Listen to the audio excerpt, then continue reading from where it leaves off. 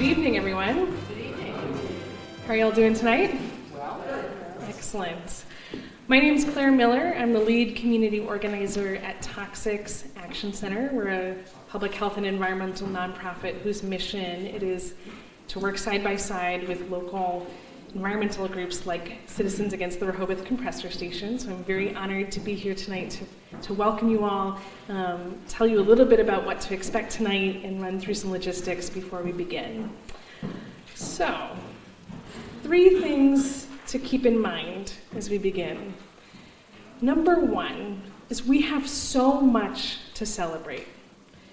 In 2016, Spectra applied for this project, and in that application, they said that they projected they would break ground in 2018.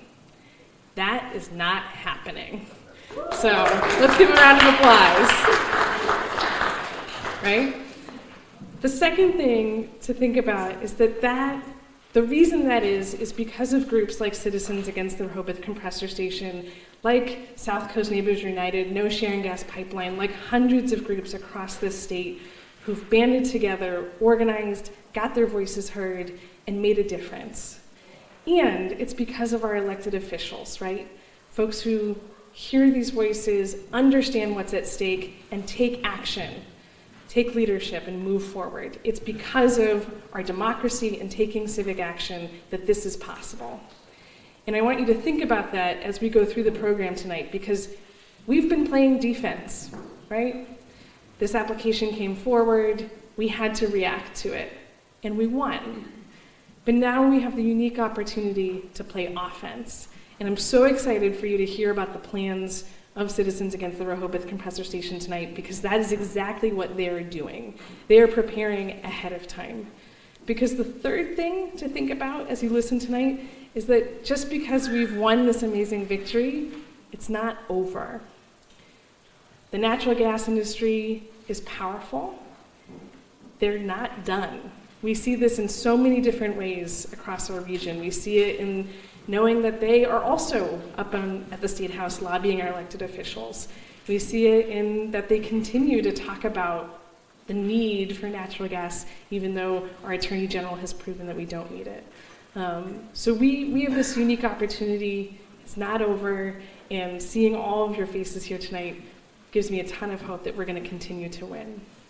So those are the 3 things I want you to keep in mind. The program we have tonight is hosted by Senator Feeney. So grateful for the senator who, just right off the bat, being sworn into office, this is one of his first priorities. So he'll be our host for the evening. We'll hear a presentation from Kathy Christofferson, who's a leader and incredible font of knowledge around how do these proposals happen, what are the different pieces that we need to pay attention to, and how can we take action. We'll hear from some of our other elected officials and their priorities and how those are also playing a huge part in this work. We'll hear about the specific plans that Citizens Against the Rehoboth Compressor Station have to play offense, and we'll save time for questions. So that brings me to the logistics for the evening. As you're listening tonight, if you realize that you have a question, please use an index card. Some of them have been passed around. There's more in the back. Write it down as we go. If that question is for a specific person, please put that person's name, because if we don't get through all of the questions, we can make sure that gets to that speaker. And if you want to write your name, we can make sure that answer gets back to you. And that is in part because hopefully everyone has signed in. If you haven't signed in, please do so at the back table before you leave. Other logistics, there's water, please stay hydrated. There's bathrooms that way, if you go through the double doors and to the left. And lastly, we're gonna end on time. That is my goal, so that means 8:30. I'm sure there will be people who wanna stay, discuss, ask more questions, and I know for myself, I'm happy to talk about this till the cows come home, but I know that others need to get home, so we're planning to end at 8:30. Does that sound good? All right. Well, please join me in a huge round of applause and welcome and thank you to Senator Feeney.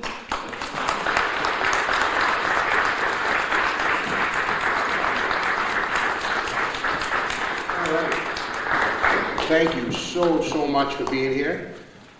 We hopefully broke the cold snap for a little bit. Of course, now they're saying we're going to get lots of rain, and I'm sure all our basements will be flooded this weekend. So climate change is real. Listen, I want to thank everybody so much for coming. I'll be brief. You know, one of the things, I'm the new guy on the block. I got elected, blessed to be your senator here in Rehoboth, throughout the Bristol and Norfolk district. And one of the things as I campaigned that we talked a lot about was about CARCS and about the Rehoboth compressor station. And one of the conclusions that we've come to is that, you know, when we fight these things in a silo, that when we do this in a vacuum, that we spend so much time and resources, you know, as was mentioned earlier, you know, on defense. And it's time really that we start to come together, that we share information, that we learn best practices from each other, but that we have a wide-ranging discussion going forward on energy in the Commonwealth of Massachusetts. But to do that, we have to build alliances. I came in the door tonight, I saw some people from Rhode Island. We have Rhode Island folks that are here with us tonight. Thank you so much. We have folks from other parts of the Commonwealth here as well. I'll introduce them in a moment. But one of the things that's important is that we actually come together, that we build alliances. This is organizing 101.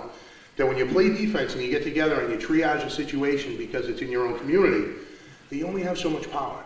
But when we come together and we fight this thing, we fight these proposals and these projects, but more than that, when we decide what we want and what we want to prioritize, and we decide what the future of energy should look like not only in the Commonwealth but across the United States, that's when we have real power and that's where we can affect change. But that all comes from the grassroots. That's where my background is in organizing for grassroots power.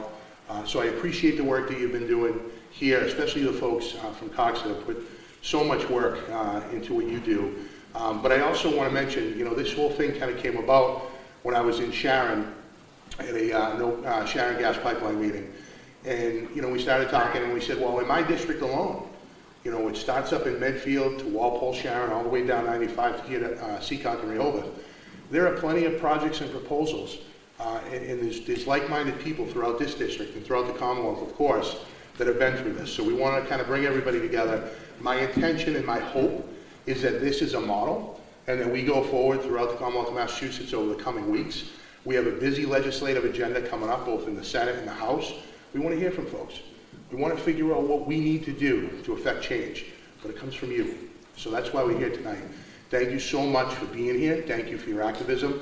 I do want to mention we have a few folks that we're going to hear from throughout the night. In addition to them, I got a lot of phone calls in the last couple of days from people. Senator Mark Pacheco, who many of you know, Senator Pacheco is actually doing Senate business out of state. Couldn't be here tonight, but he wanted to make sure to say hello and to express his support. Senator Walter Timothy, who's at a MLK event in Braintree tonight, but certainly has been working with folks in Sharon and Stoughton, and also with the Weymouth compressor station, which abuts his district in Braintree. Representative Lou Kafka as well. Couldn't be here tonight, but wanted to express his support, who many of you know up in Sharon. And then with us tonight, in true bipartisan fashion, because, you know, when I was talking to the chairman of the board earlier here, you know, when you get involved in these issues, you really do. You check your partisanship at the door. You check them at the borders, and you fight for what's right in the district. Somebody who's been through this up in his own district, Senator Pat O'Connor, who's here tonight.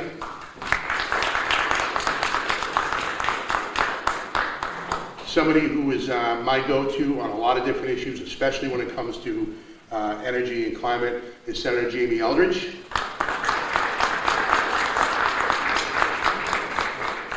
Also thrilled to be joined tonight by our new mayor in Attleboro, Paul Harrell.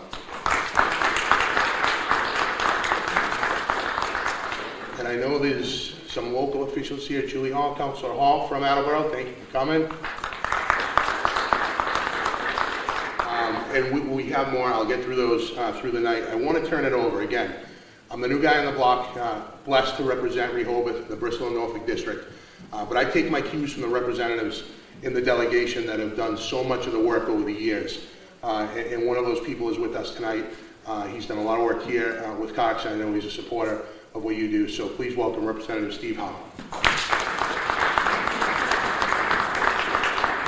Thank you, Senator. And I want to thank Tracy and CARS for putting this on tonight. my colleagues, the two senators over here, Mayor Huru. So this evening, Tracy asked me to speak about a few bills that I filed. But before that, I just want to say that Rehoboth, I want to welcome, for those of you who aren't from Rehoboth, welcome to Rehoboth. It was put together in 1643, and we're celebrating our 375th anniversary this year, so there are a lot of things going on in Rehoboth this year. And I just want to also mention that Rehoboth is the birthplace of public education. So there's a lot of history here. Seacon, Swansea, some of the other towns were all part of Rehoboth, and that it's still 48 square miles, so it's a large landmass as it is. So a number of issues that came about regarding the compressor station. So the first bill that I filed in this year's legislation, it was an act regarding pipelines.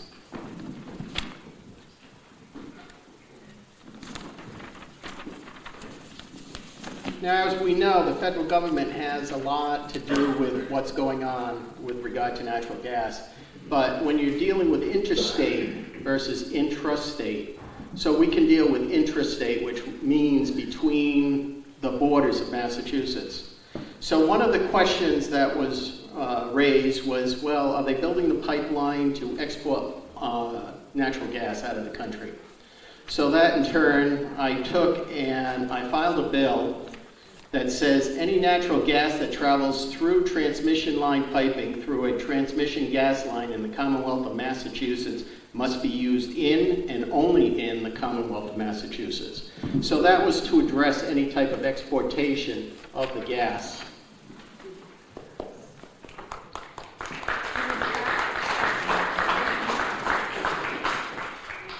Again, the next bill, an act regulating the location of pipelines.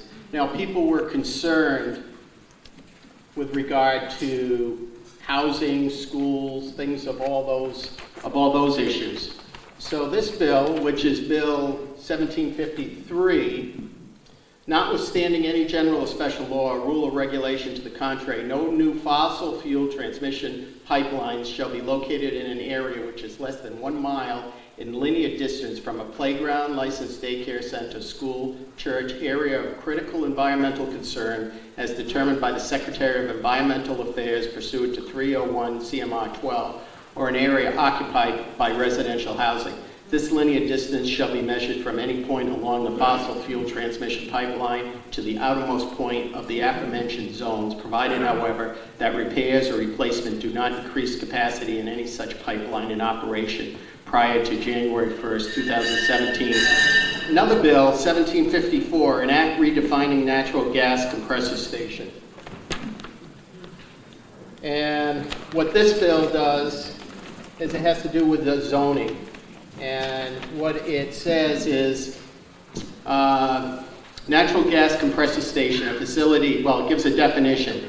And basically, notwithstanding any general or special law to the contrary, any natural gas compressor station, as defined in Section 1, which are openly and physically similar to an industrial use, shall only be appropriate in an industrial zoning district. So that one dealt with the question of where it was being placed within the town of Rehoboth, that many people felt if they were to put it in, it should not be in a residential area or on residential land. So that would define it, that it would have to be in an industrial zone. And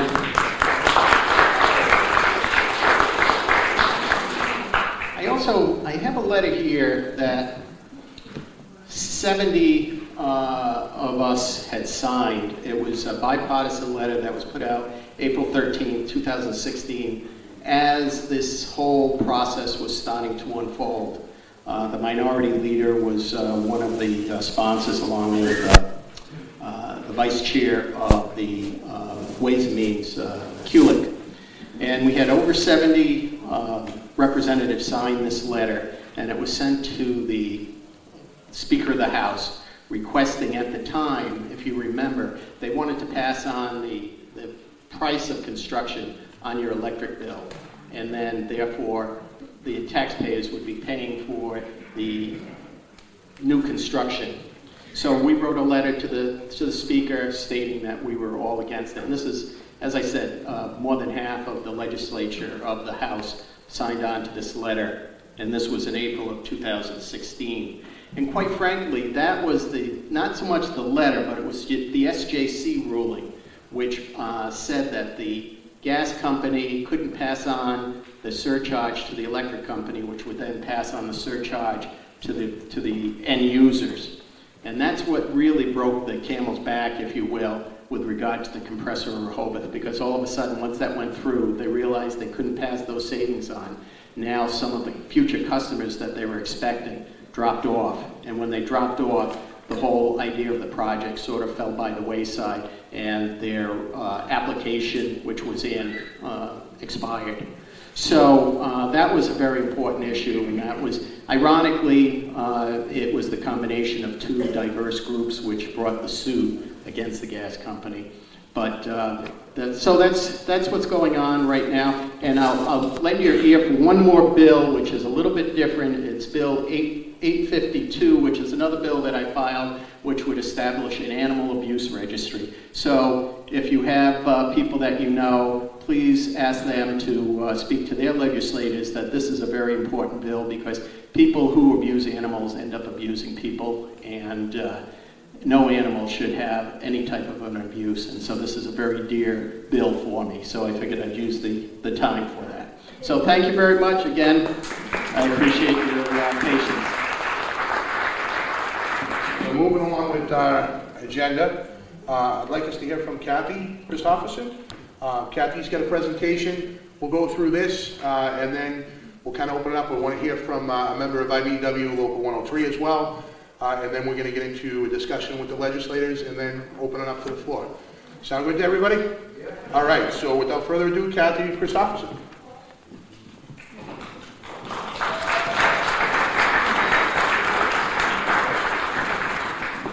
Good evening, I'm Kathy Christopherson. I'm actually a conservation commissioner in the town of Ashby, Massachusetts.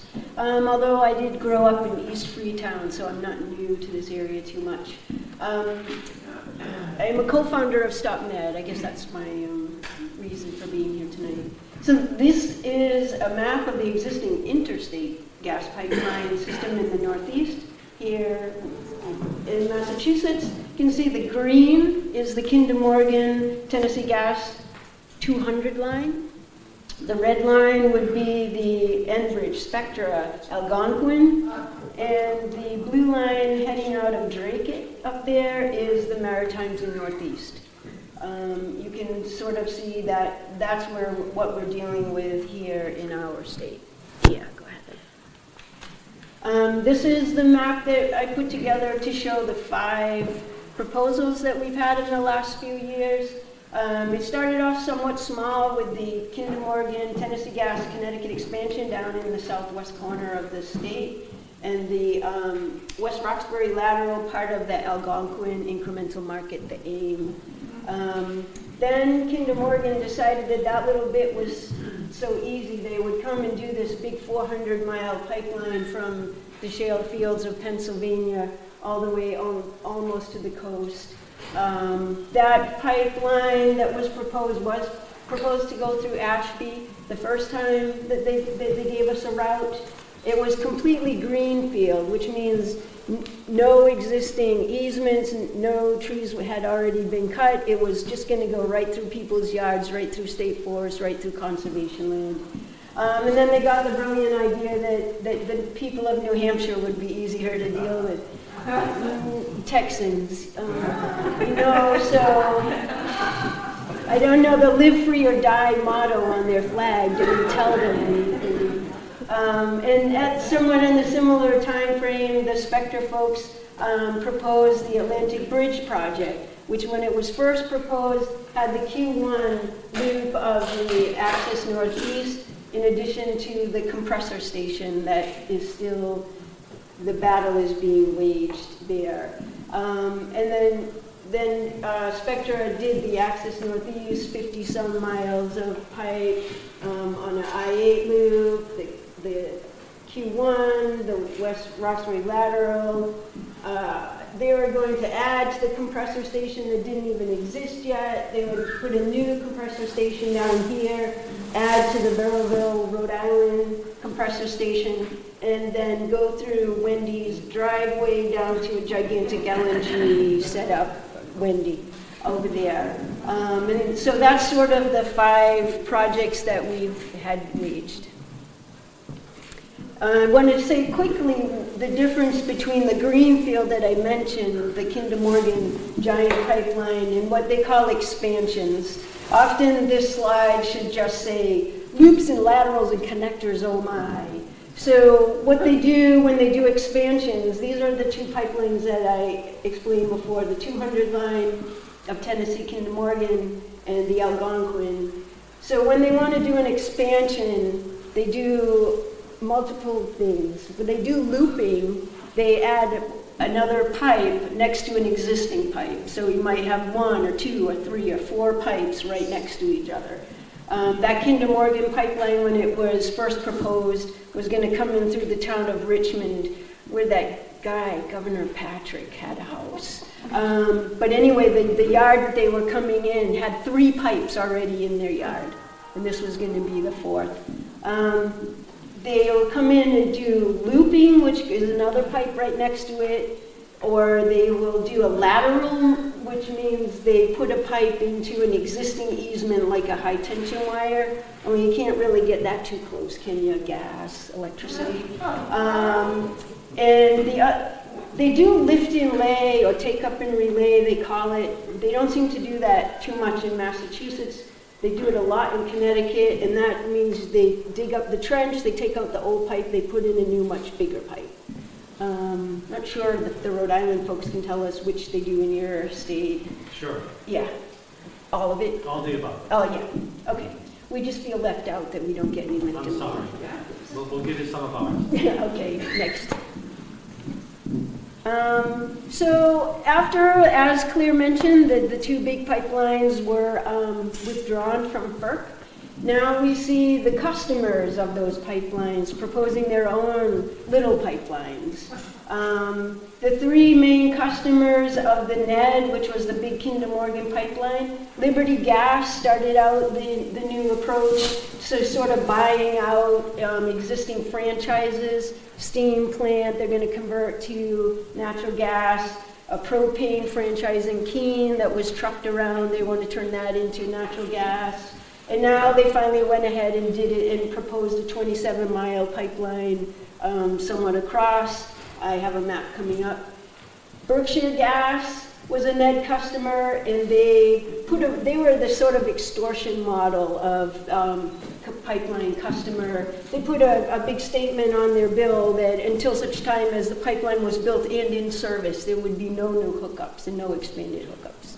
And they're still in that state since 2014. We sort of like to think that the moratorium is that bridge right over natural gas, right? We can live without it, we have for so long. What we find is that in what Claire was mentioning and getting ahead, and Mr. Feeney mentioned getting ahead, what you need to do is watch what the pipeline companies, these local distributors, they go in to the DPU with their 5-year forecasted supply plan, and that's what they want to do in the coming 5 years. And that's where you need to be to look at what they want to do, not when they go to FERC. Because once they go to FERC, they think they've got it done. They don't spend all that money going there and applying if they don't feel that they're going to get it. Berkshire Gas went to our DPU, or I should say Mr. Baker's DPU, with a plan calling for either an LNG storage facility or a new distribution line off that 200 to the Northampton area, and the DPU said, sure, go right ahead. So that's sitting in the waiting to see what we're going to do with that. Columbia Gas, the other NED customer, who's also under a moratorium, just submitted their 5-year forecast and supply plan and a precedent agreement, complete with a plan for 10 miles of pipe in the Springfield area of Massachusetts. National Grid, who was an Access Northeast partner, they have proposed a new 5,000-foot pipeline in the Back Bay. We sort of surmise that somehow that must be under a threshold, like the Energy Facility Siting Board doesn't look at anything under a mile.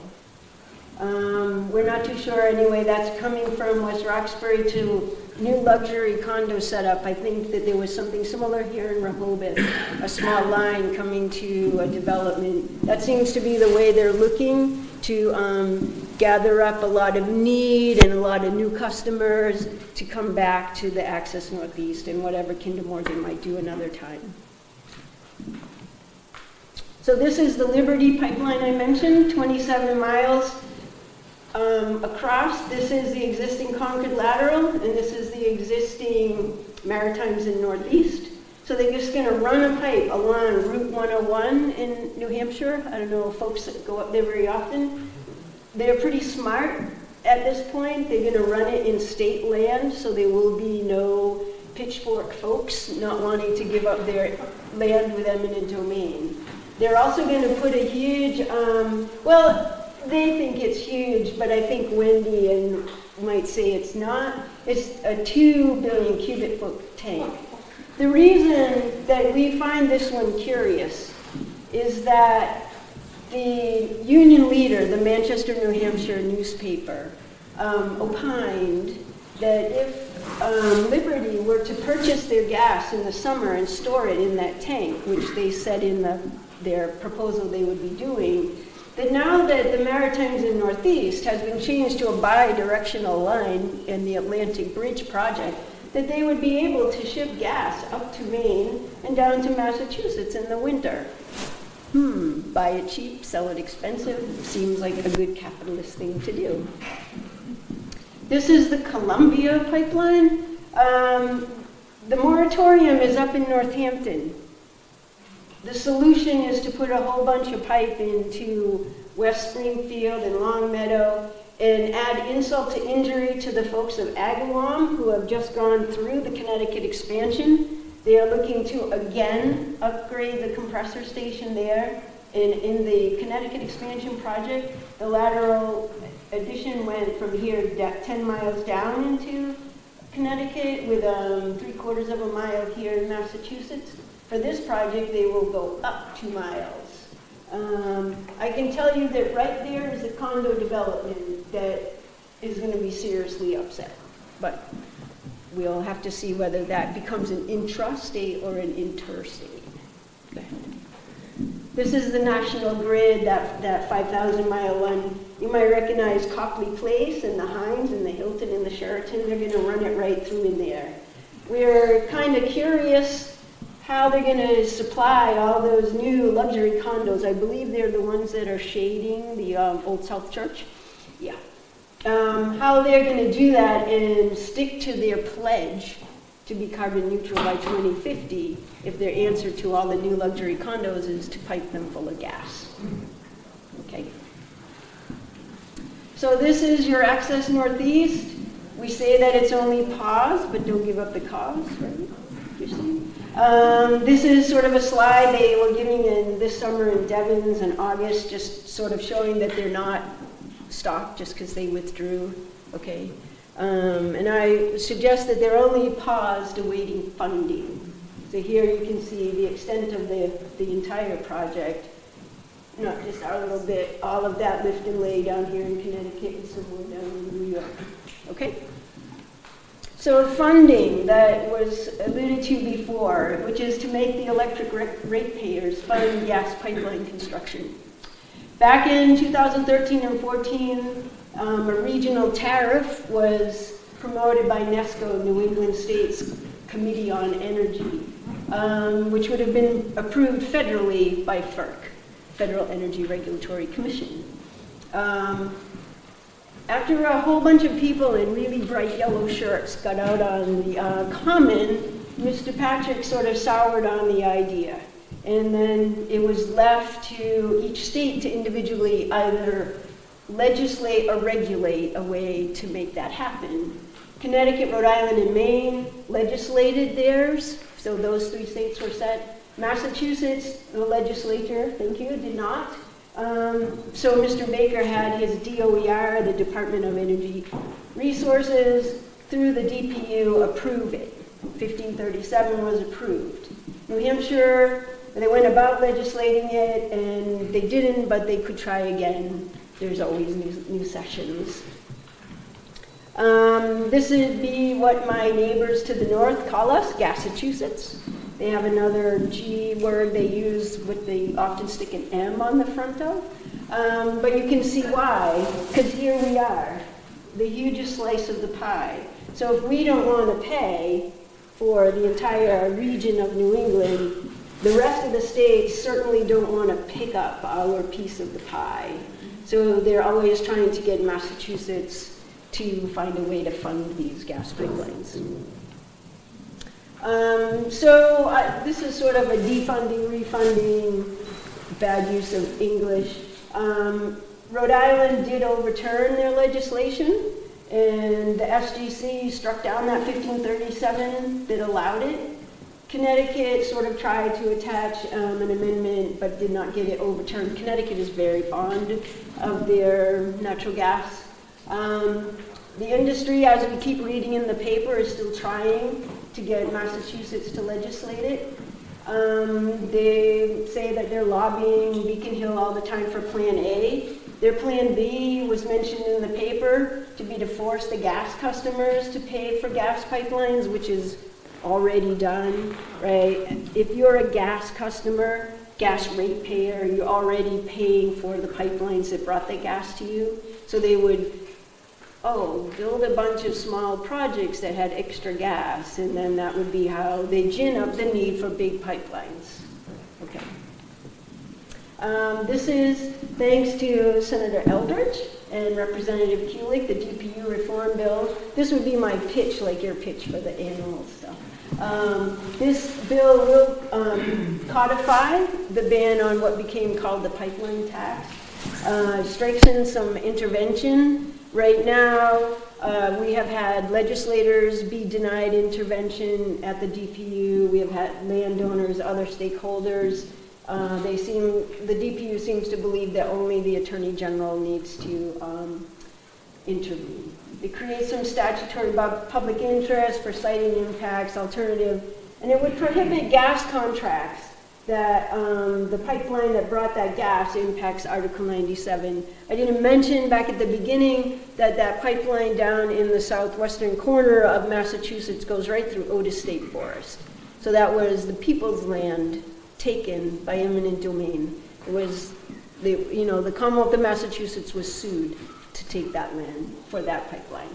And it would also limit the survey access authority, because at the moment, the DPU can override a landowner and allow a pipeline company to come in and survey land even though you have denied them access. And I believe that questions are at the end. I would like you to see the lavishly funded opposition.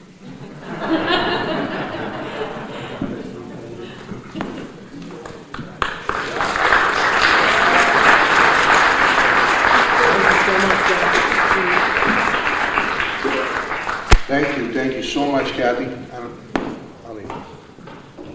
All right. Thank you. Great presentation, lots of information. We started to scratch the surface on some legislation, both from Representative Howard and the work that he's been doing.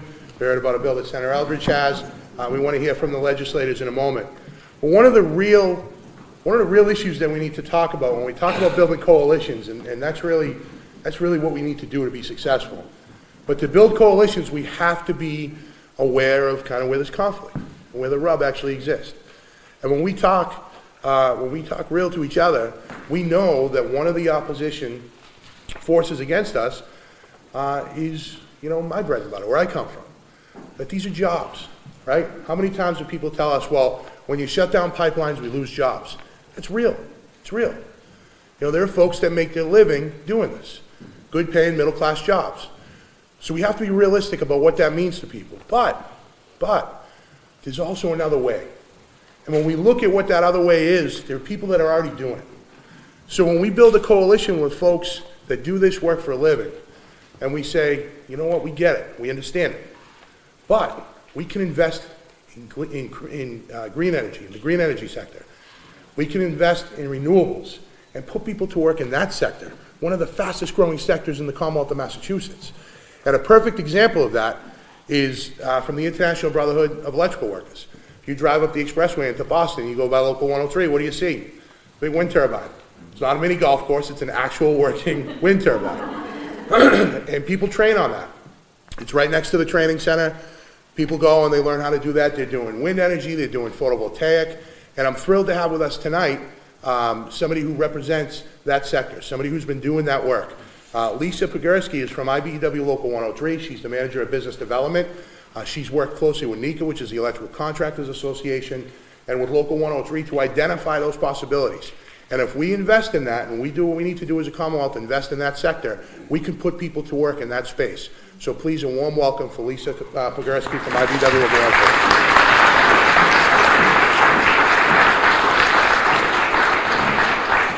I'm going to try to go without the mic as well. If I'm not loud enough, just kind of raise your hand in the back and I'll speak louder.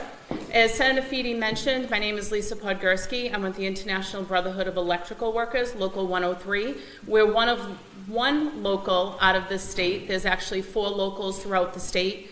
We represent over 8,000 licensed electricians in the state of Massachusetts.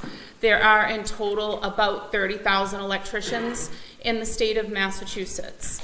As Paul mentioned, clean energy, green energy, alternatives to things such as the gas pipeline have been emerging in this state very fast, and we've been very lucky for that.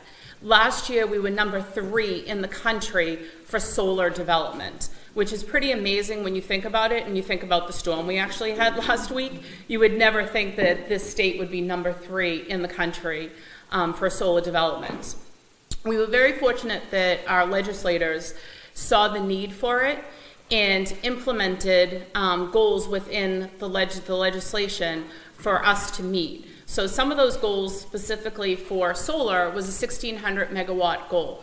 So to kind of put that in perspective, if you think about Fenway, that is 147 solar panels per seat in Fenway. That makes up 1,600 megawatts of power. So it's pretty amazing when you kind of think about it that way and you put it into that perspective. And we have reached those goals, which is absolutely phenomenal. So with solar, that itself has created well over 30,000 jobs in this state. It's created jobs for our licensed electricians. It's created jobs for those that are involved with the other construction process, office workers, people within the field. So it's pretty amazing how many people that it's actually put to work. And I am glad that Senator Feeney did mention that, you know, the gas pipeline and jobs like that, those are real jobs for people.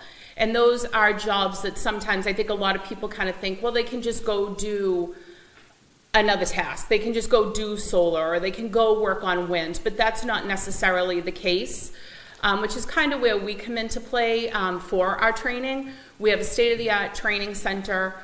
We have a full school there. It sounded like many of you have driven by and seen the wind turbine. We do have a full sort of photovoltaic ground-mounted system out in the back. We also have it up on our roof. We have a complete smart home in our school that we do training on, and we're in the process right now of building battery storage, energy storage as well, to go along with our solar, which is another emerging technology that we're seeing here in the state that's going to create jobs, which is fantastic. We actually just developed a curriculum and a program with Penn State and a company called NEC, which specializes in battery storage. So we're going to be promoting and teaching our students, which we have over 1,000 students currently in our school, on battery storage to create jobs there as well for those folks. On each megawatt of power that is produced, you have 20 electricians that work. So if you have a 3 megawatt solar system that's being built, that's 60 jobs right there, which is fantastic. In 2008, when we saw the recession unfortunately come to life, solar was one of those things that actually saved a lot of companies that otherwise would have gone under. And I did see many companies, electrical contractors, go under, which was extremely sad. But solar was one of those things that actually helped save a lot of companies and save a lot of jobs. With those alternatives to energy, we also have wind power, which is fantastic as well. We have offshore wind, which thankfully, after the catastrophe that was Cape Wind, we're starting to see come to life again. We have Block Island project that was recently built last year. I was fortunate enough to go out on a boat tour, to be able to see the wind turbines. If you ever can get out that way, I highly recommend it. It's something phenomenal to see and to kind of drive by a boat and be under these monstrosities, but that are fantastic because people are always concerned about being able to see that and concerned about looking out their window and seeing the wind turbines. I personally, because I somewhere along the way developed a love for clean energy, I actually love seeing them. I think it's great. It's just a beautiful way, I think, of creating energy. And I think they're actually pretty, but I'm a little biased. So now we have coming up the Martha's Vineyard Wind Project, which is phenomenal. There's about 3 different companies that actually just put their proposals into the state to build the offshore wind off of Martha's Vineyard, which is going to produce unbelievable energy. So I'm glad to see that to come to fruition. And another emerging technology that we're seeing that's also going to be coming through Massachusetts is hydropower, which we haven't really seen a lot of. We see it a lot more up north. And again, the legislators have also pushed this. And recently, I think it was 3 different companies put in proposals for hydropower as well. They'll bring that hydropower from up north. They'll carry it through different proposals. Some will carry it through the states, some will carry it through the water, and it ends up in the Plymouth area. And the great thing about that is it's going to put together all different types of alternative energy.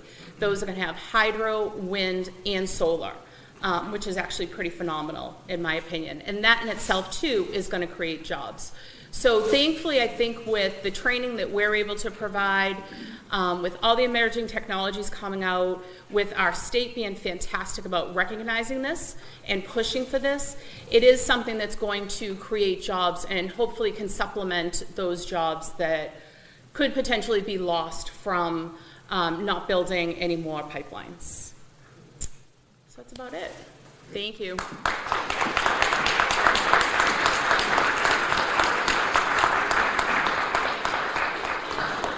Thank you so much, Lisa. And again, it's a perfect example of what we can do when we have these discussions and we try and build coalitions. Even folks that you think maybe sometimes aren't with us or aren't aligned with us. There's more commonality than we know. When we have these discussions, we can kind of get to a solution. So thank you, Lisa, and the members of IBEW Local 103 for their work and what they do across the state.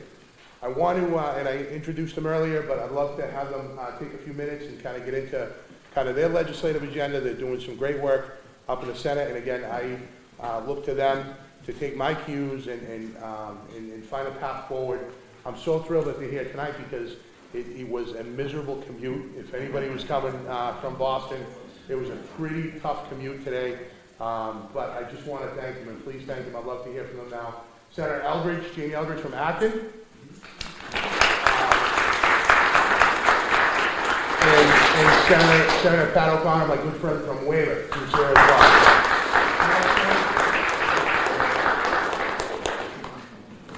Great.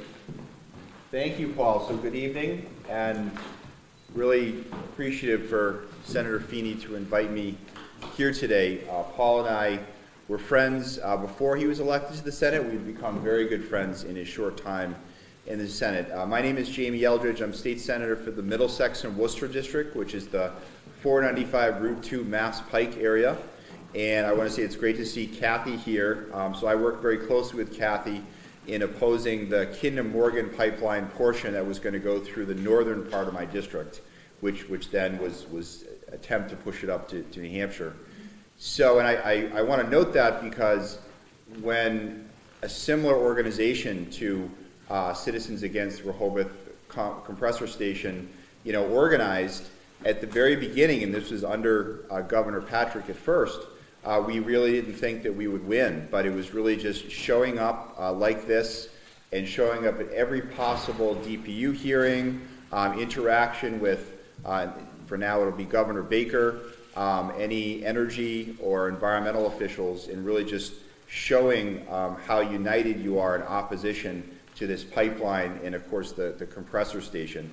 It's great to see you have a bipartisan unity against this proposal with Representative Howitt, with Senator O'Connor, and I don't want to repeat what Kathy said, but I did file this bill really in reaction to all of the natural gas pipelines that have been proposed across Massachusetts.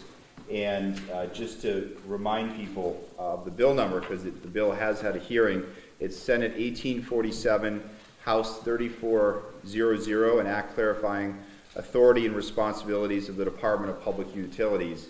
And it would require more rights for interveners, such as yourself. It would prohibit any development or pipeline development over Article 97 land, conservation land. It would prohibit charging all of us for expanded pipelines, so the so-called pipeline tax. So it would prohibit that. What the court said that what Governor Baker was trying to do puts this into statute. And then it makes sure that when there's hearings, they're really looking at, well, is the gas for Massachusetts residents, or is it what we all know what it's really about? It's about exporting gas to other countries and making that point, and therefore we don't need we don't need the natural gas here, and it's really just being done for profit. So that's a bill that's been heard by the Joint Committee on Telecommunications, Utility, and Energy, and I'm hoping that it'll get reported out of committee, but just because it's the Joint Committee process can be a little mystifying, I have spoken to Senator Mark Pacheco, who I know represents the district in this region, and he serves as the Senate Chair of the Global Warming and Climate Change Committee. He's looking to put out a comprehensive bill, and I know that the Senate delegation has spoken to Senator Pacheco about including this bill in the so-called omnibus energy bill that's coming out of that Senate committee. So I really appreciate his willingness to listen to that, listen to our ideas and our concerns that would really affect the whole Commonwealth, including this region and this pipeline proposal. So that's certainly something that I'm hoping can be included in taking my bill and putting it into the comprehensive bill. As Lisa talked a little bit, obviously the reason that there's at least some push for more gas is that we're reliant upon it, and we need to change that dynamic and move towards embracing solar more. And so as much as I'm very excited about the offshore wind, as much as I recognize that hydroelectric can provide some non-fossil fuel energy source for Massachusetts, I really think the greatest growth has been in solar. And we do have net metering caps and other policies where Massachusetts can't put up as much solar right now because of some of the limitations of our current laws. So those are other bills that I'm hoping will be in Senator Pacheco's bill and that the legislature will eventually pass, because obviously the more solar that's built, the less reliant we are on natural gas to move away from fossil fuels. And I'll just mention a bill that I have filed that's really sort of about, what kind of vision do we want to aspire to as residents of Massachusetts. It's a 100% renewable energy bill. So it would move Massachusetts to 100% renewable energy by 2050. Let's end our reliance on fossil fuels in Massachusetts.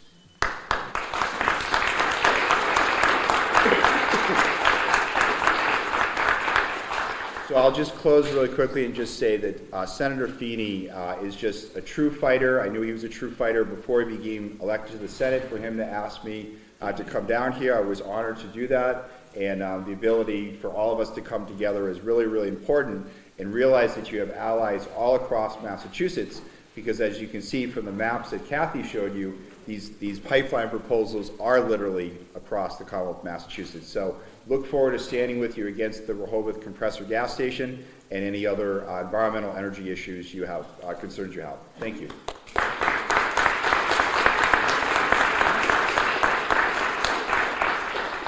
Thank you, everybody, for coming out here tonight and the opportunity to speak. My name is Patrick O'Connor. I'm the state senator for Weymouth, the Plymouth and Norfolk district, which goes from Weymouth down to Duxbury.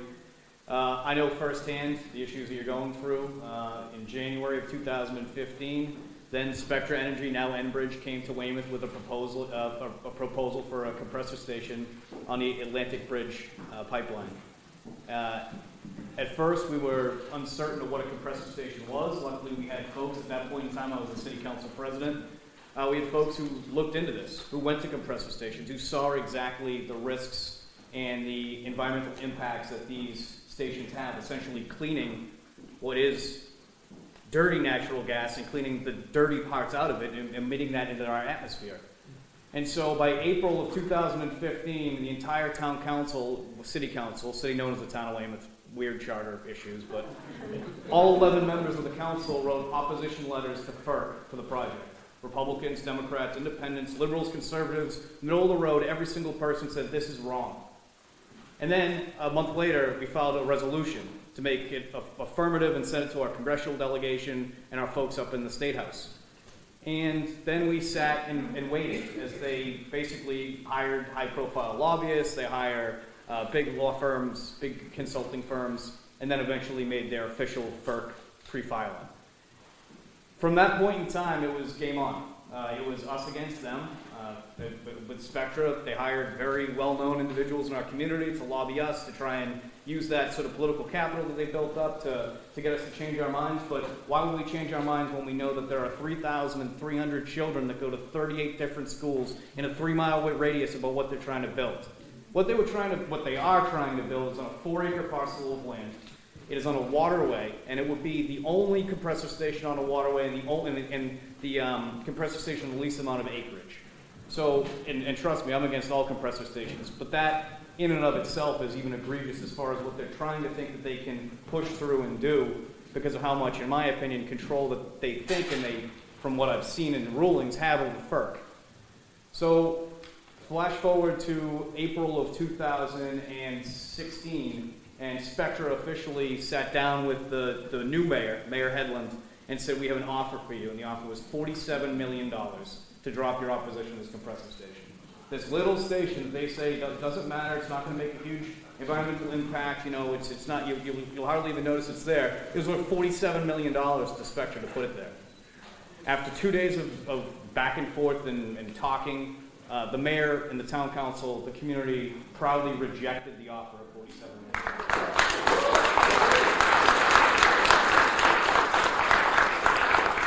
So what they did, and I was in on those meetings, what they did is they kind of tipped their hat to something that I didn't even know about, and that's the fact that compressor stations currently right now are being taxed as underground utilities. And it's a tremendous depreciation rate. It's a lot less than what they would be taxed for if they were just a regular utility. So what they did was they said that they would file this legislation and they would try and shepherd it through, and this would allow the town of Weymouth to realize additional tax revenue from the project. So when I became a senator, a month later, I filed the exact bill, and have that same bill filed again, and in the omnibus bill have put in that I would like that to be in there, because why should we, in addition to trying to sneak in a way for them to get a tax on us to build pipelines, why should we then not be giving the communities the tax revenue that they deserve for the pipelines that they're trying to build that are going to negatively impact the environment and the health and safety and protection for the community? So, to make a long story short, this has been a long battle and a long fight that we've had. The town's fully on board. Our Conservation Commission rejects every single one of their permits. Our lawyers have filed multiple lawsuits against them. The entire delegation, the federal delegation, the state delegation is entirely against this project. And recently we were able to get DEP and the Executive Office of Energy and Environmental Affairs to move to put a stop on this project officially, which when you look in some of the places like New York, there was a stop put on and they were actually able to use that stop through FERC to put their project through, which I thought was crazy, but it's just the mechanisms in which they have and the leverage they have because of poorly written federal regulations and guidelines that favor energy companies over our environment and over actual human beings. And so what this stop was agreed to by now Enbridge, a Canadian-based company which purchased Spectra, which was agreed upon to, so right now we're probably in about the 4th or 5th month of this stop. They're going to do a comprehensive health assessment. We've already done an independent health assessment, so we know that there's already a tremendous amount of cancer-causing chemicals already in the area as is, let alone the 10 that are known that in their filing that they know of, the 10 cancer-causing chemicals that are emitted in compressor stations, and also ethylbenzane, which is attributed to childhood autism in multiple studies, one by the University of Pennsylvania. So we have a stop.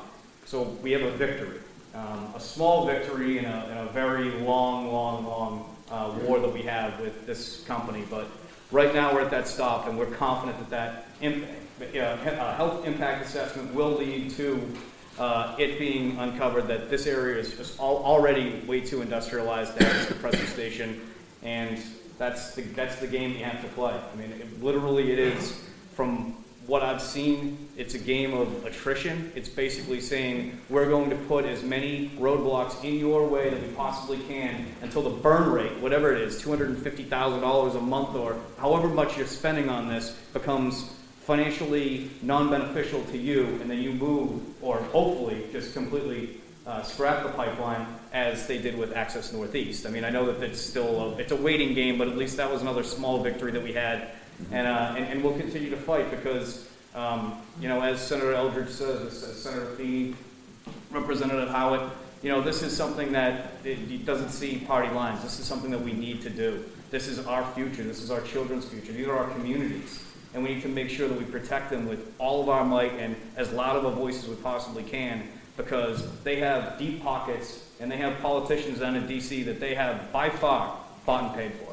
And what we need to do is get together and make sure that our collective voice is loud, that we need to continue to invest in hydro, into wind, into solar, into anaerobic digestion, to lift the caps, to make sure we have more renewable energy here in the Commonwealth and continue to be what we've always been in the field of healthcare and equality and public education, to be a leader. And we're falling behind California, I think, slightly in that regard, and we need to catch up. So that's a very brief rundown of that, and thank you for your time.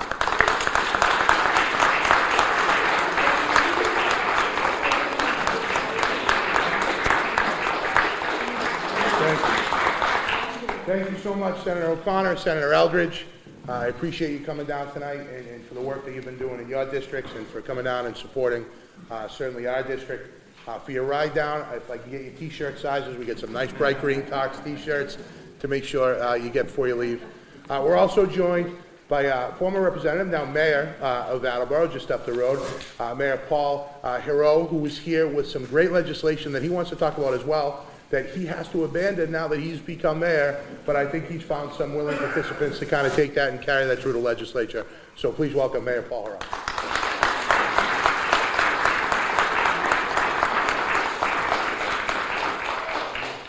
Good evening. Nice to be here again. I've been coming to several of these meetings, not every one, but I think starting probably around mid 2016 or so. I think it was May, maybe September. I believe it was Paul Jakes in the back who invited me to the first one. And I did. I filed 4 bills that, if there's 2 people who are running to succeed the seat that I had. One of them is Julie Hall. She's a city councilor. She's a Republican running for the Republican nomination. The other one is Jim Hawkins. So after, one of them is elected, maybe they can take up this, as well as, Paul Feeney, he expressed an interest in these bills as well. But basically, all of them sort of get at the same thing. I want to make life more difficult to have a permit issued. So if you didn't know already, the legislature, we write bills and those become laws. But the executive branch, they basically do regulations. So that's the difference between a regulation and a law. Regulations are set by the executive, laws are basically drafted by the legislature. So the way it works, though, is that laws always trump regulations at the state level. We basically want to go attach stuff to the Commonwealth of Massachusetts regulations. So the one that I was looking at was the Department of Environmental Protection under its Operating Permit and Compliance Program. Now that's 310 CMR 7.00 Appendix C.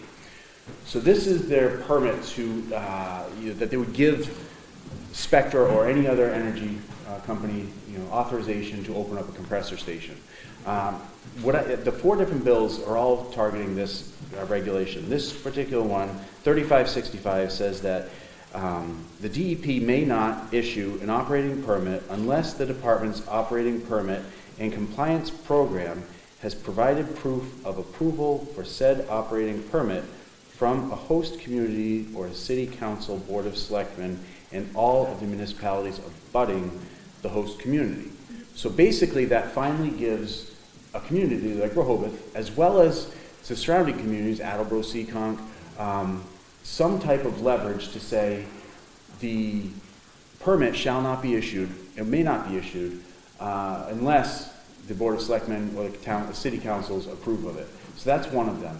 Under the same thing, the three other bills that I filed, they all attach kind of restrictions to DEP issuing permits. Another one says that DEP may not issue a permit within 1.5 miles of a school or a park. Another bill says that DEP may not issue a permit within 0.5 mile. So those are two different standards. So one of them was what we kind of loosely called the incineration zone, and the other one is the evacuation zone. So after doing a little bit of research, it was sort of about like 0.5 mile versus 1.5 miles. So I filed two bills. You know, if the 1.5 mile was too restrictive, then maybe the 0.5 mile was a little bit better. So those are the next two bills. The fourth bill talked about DEP may not issue a permit for one of these operating stations, like a compressor station, unless the applicant, in this case it would have been Spectra, unless the applicant provided the money, paid for a epidemiological study that the host community would select, you know, the researcher. So like Brown University has a Department of Epidemiology, for example. So the host community would be Rehoboth. So Spectra would have had to pay for the study. They would give the money, but then Rehoboth, the Board of Selectmen, would then say, okay, we're going to hire somebody from Brown or maybe somebody from MIT. That right there would scare them out of even wanting to come here, because if we have the baseline data and they're paying for it, but we're selecting who does it, so there's no bias, that would make it so that the liability from the health consequences, you know, of these these compressor stations would just be astronomical. You know, it proves that they are cancer causing. So those are the four bills that I had filed as a representative. One of the things I wanted to do as a representative, but I was given a little bit of pushback, was I wanted to actually invite, I invited Spectra to Attleboro so that they could see what type of opposition is here. In other words, it would be a public relations nightmare for them, and I wanted them to see it firsthand. A lot of people question that motive, saying, why would you bring the devil here? Well, I vacation in North Korea, for those of you who don't know me. Did that for a true story. But it's like, go ahead and meet your oppressor head-on type of mentality. Really stick it to them and show them, the level of opposition there is to it. So, but Spectra said, we're only going to do that at the request of the chief executive, which would have been either the town manager in some places or the mayor. Well, now the mayor, and if that's something that people are still interested in, the previous mayor, he and I were in agreement on this issue, so there wasn't any, kind of friction there or anything, but it never happened. So if that's something that, if this issue ever comes back up and we wanted to do that, where we kind of bring, kind of stick it to our oppressors, then I'd be glad to do that. So anyway, like I said, though, those are the four bills that I had filed as a representative, and they're still alive as far as I know. I don't think they've been what's called sent to study. If a bill is ever sent to study, that basically is a sort of gentle way of saying we're not doing anything with your bill. It's not going anywhere. It's pretty much dead for the session. So hopefully either Jim Hawkins or Julie Hall will take these on, and we'll get some co-sponsors from one of the folks that are up here. With that, thank you for your time. And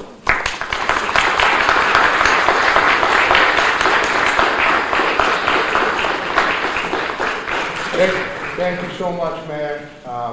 We're going to turn it over to Tracy and Claire again to go over a couple more things, and then we're going to wrap up with some question and answer, and make sure we have some information and we can all kind of talk on the way out the door. Before we do that, I want to mention my staff who worked so hard with Tracy and with Beth to put this on tonight. My staff who's here, kind of in the back. Tino Capabianco, who's back there somewhere. Drew Phelan, my district director, who you've seen at the check-in table. My chief of staff, Mike Gallant. Make sure you touch base with them on the way out. They can get you all the information. We'll make sure we get everybody on the email list going forward. So without further ado, somebody who's worked so hard to put this night together and has worked so hard with CARCS, please welcome Tracy Manzel.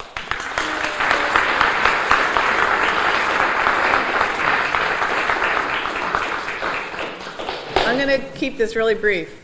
I just want to point everybody towards the flyer that you should have been passed about our fundraiser. And if you didn't get one, there'll be some on the back table. I just wanted people to understand, how important this is while the project is being, as they're repositioning themselves potentially for the next project.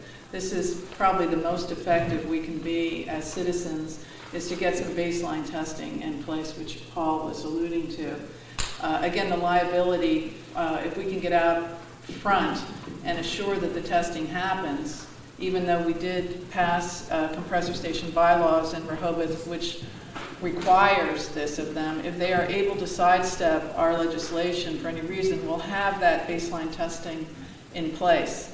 So I just want people to understand it's incredibly important. It's expensive. I'm proud to say we, CARCS, received grant monies for this baseline testing from the New England Grassroots Environmental Fund. And that'll get us started. It's a good jump start for us, but we're going to need much more backing. And there's so the flyers do explain how to donate. So please do. And I'm going to turn this over to Claire. All right. Thanks, Tracy.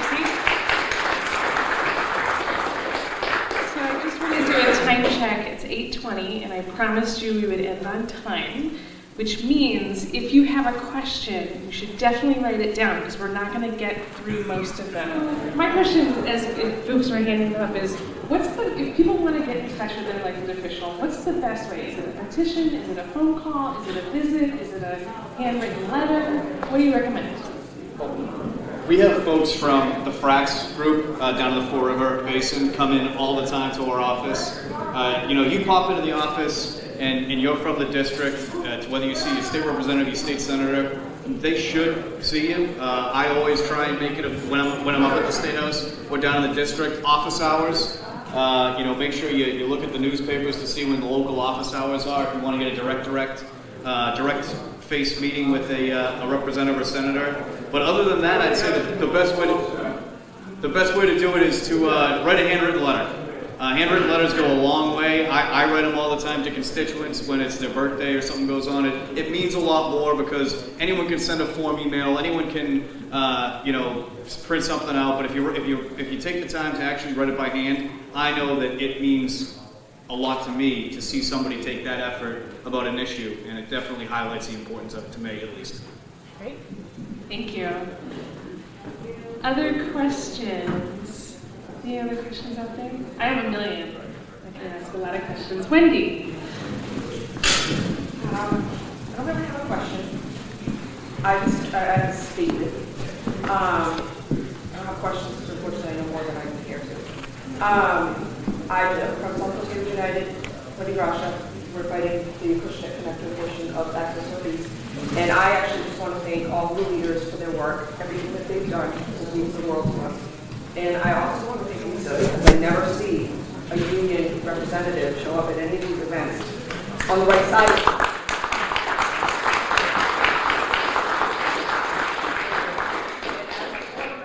CWA 1400, IBW 2322, and a current member of AFSCME Council 93.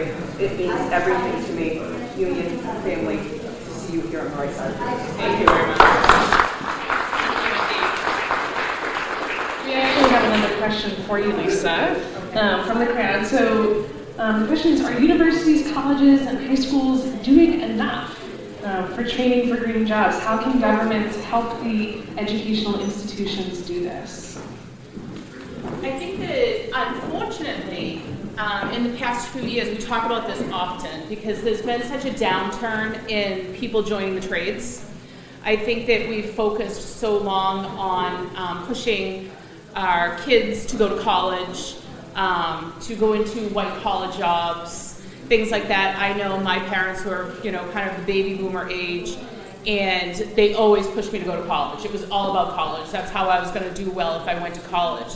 So there's been such a turn from the trades, and a lot of these green energy jobs are trade related, especially within the energy fields, because you have to be a licensed electrician.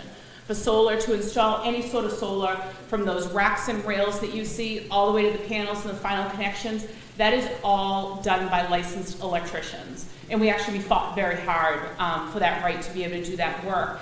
And it's the same with the wind turbines, because they're all electrical conductors. They're all, produce energy in some way. So all that's licensed work. So a lot of that is trade work.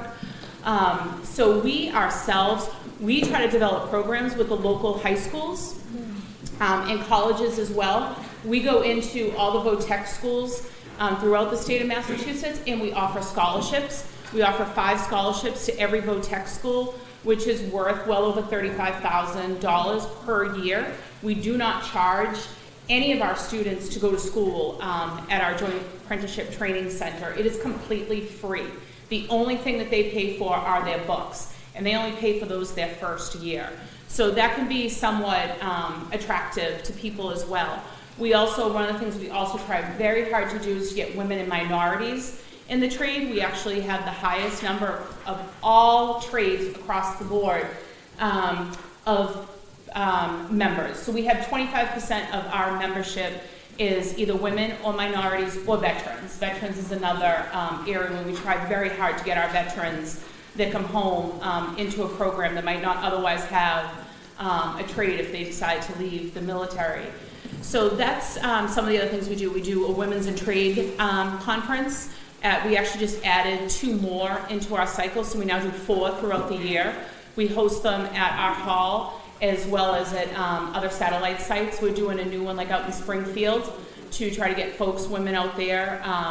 They call it girls in the trades, but I refuse to call it girls in the trades, so I call it women in the trades. I appreciate that. But they say it's girls because it's high school age girls that they try to target, but whatever, that's another story for another day. So anyways, so we do things like that to try to bring people into the trades. We do a Building Pathways program.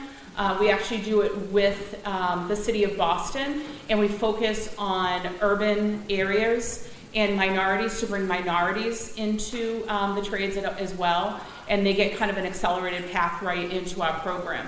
We also work with Wentworth Technical Institute, and with them we have a program where after our folks graduate from our 5-year program, they can go on to Wentworth to earn a bachelor's or an associate's degree at a very discounted rate. So we try to do those types of things and to kind of bring people into the trades and create more jobs there. Thank you so much.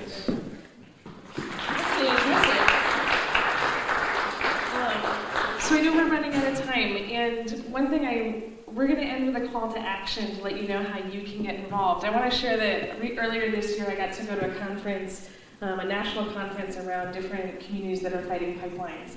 And people said to me, "Oh my God, you're from Massachusetts. How are you guys doing that? You're winning. We've heard about it." And basically my answer was, we organize, we work with our elected officials, and we don't give up. All right? And that is why we're winning, and people know it. So I want to invite Beth Rodeo from No Sharing Gas Pipeline to tell you how you can get involved, either in really small ways if your life is really busy, and also other ways. There's lots of different levels. Please welcome Beth to close us for the evening. Hi. As Claire said, I am Beth. I'm from No Sharing Gas Pipeline, and I'm also a member of Mothers Out Front, including on the pipeline task force there.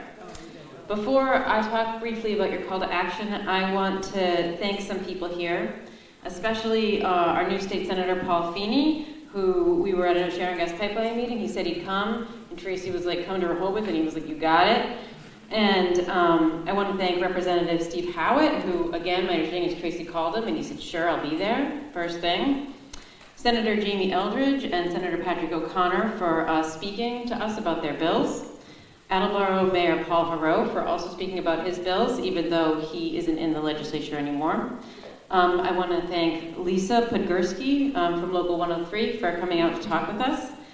And I understand there are some other people here in the audience. Rehoboth Select Board Chair Skip Vadnais, I hope I said that right. Rehoboth Select Board Vice Chair Gerald Schwal. Rehoboth Town Clerk Laura Schwal. Rehoboth Democratic Town Committee Chair Paul Jakes. the Rehoboth Police for that excellent parking help, including the updates and notifications. Attleboro City Council member Julie Hall. The CARCS, obviously, for organizing and having this great turnout tonight. No Sharon Gas Pipeline for being here. Claire for being our MC, and Kathy from StopNet for that great presentation, which it's a lot of information, and she always does a great job. So I want to draw your attention to something. I was making phone calls at this event, and my 7-year-old son started drawing this. And it says, you probably can't see it really well, but at the top it says Clean Energy Now. And under the now it says, not later, on time, with help. And I know he was listening to me because it's the help we've had here tonight from CARCS and all the citizens and everybody here, and from the senators and representatives and other elected officials that make a big difference in that proactive kind of thing we're talking about today.